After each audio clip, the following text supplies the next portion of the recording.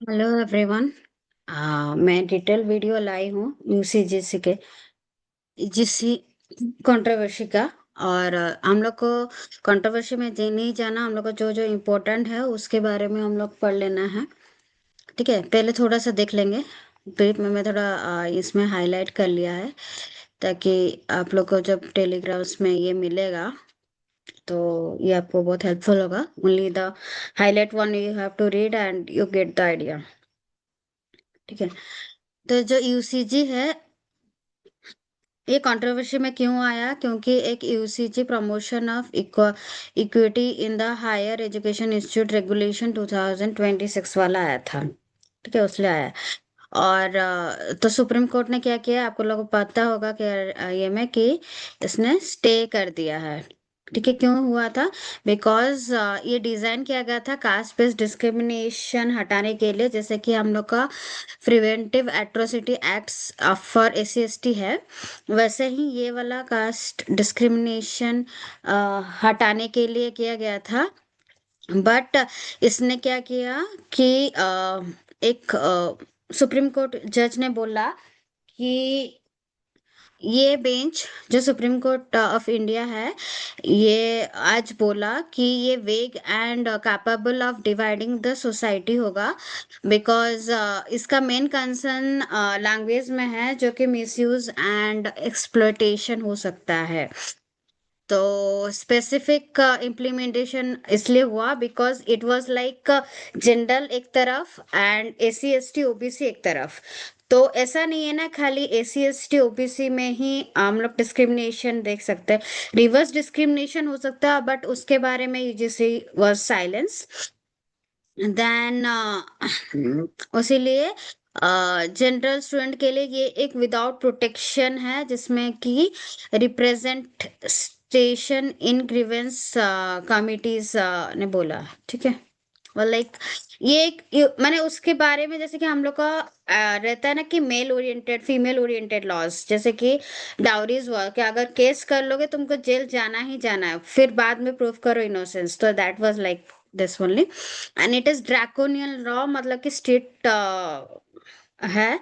और इसका मतलब कि एक कंसिस्टेंट सर्विलेंस रहेगा, और ऑब्वियसली हमने पहले भी बोला था रिवर्स डिस्क्रिमिनेशन होगा। उसीलिए उत्तर प्रदेश का जो लीडर है, ये अभी उन लोग रिजाइन किए हैं। ऑब्वियसली इतना कंट्रोवर्सी हुआ तो ऑब्वियसली गवर्नमेंट को कुछ करना होगा। अ, ये यूजीसी का और क्या प्रीवियसली हम लोग देख सकते हैं, जैसे पेपर लीक हुआ था।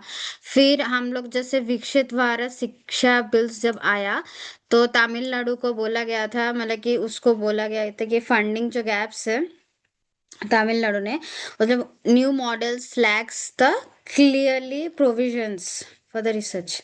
ठीक है, तो जो कि बहुत एक्सपेंसिव हो जाता है, हाई ये रिसेंट है। बट हम लोग को मेन, मैं अभी जो पढ़ा रही हूँ, that was the main. Because हम लोग को आ सकता है कब कौन सा भी एग्जाम में कि ये क्या है, कौन सा एस्टेब्लिश हुआ है, 1956 में हुआ है। और ये स्टैट्यूटरी बॉडी है। ठीक है, और ये मिनिस्ट्री ऑफ एजुकेशन में आता है। ठीक है, और इसका मतलब ये फंड्स क्या करता है, disposals grants to the university and colleges. और ये स्टैंडर्ड्स एक मेंटेन करता है कि quality of teaching, examination, research कैसे होना चाहिए। इसका हेडक्वार्टर न्यू दिल्ली में है, और रिसर्च रीजनल ऑफिस जो है ये 6 जगह पे है। बेंगलुरु, भोपाल, गुवाहाटी, हैदराबाद एंड कोलकाता, पुणे। तुम बोल सकते हो कि सारा जो इंडिया है उसमें एक एक जगह पे है। और ये गैप ब्रीच करता है central government, state government and higher learning जो एजुकेशन इंस्टीट्यूशन है। ये ग्रांट करता है university status.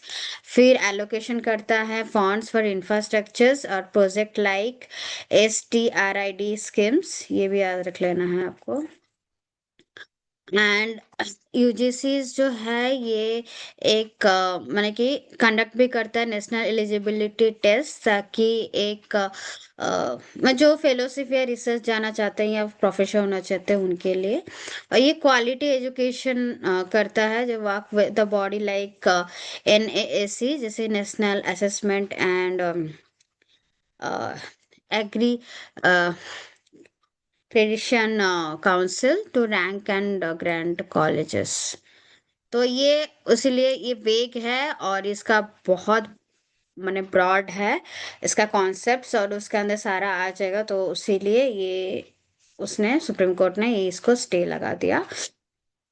And this code separate the funding rule जो होता है फ्रॉम द रेगुलेशन रूल, इसीलिए। ठीक है, आई थिंक आप लोग समझ में आ रहा है। और भी इसका जानना है, अगर मेरे को इंफॉर्मेशन में निकालती हूँ तो मैं आपको वीडियो में दूंगी। तो please subscribe my channel and thank you for the videos.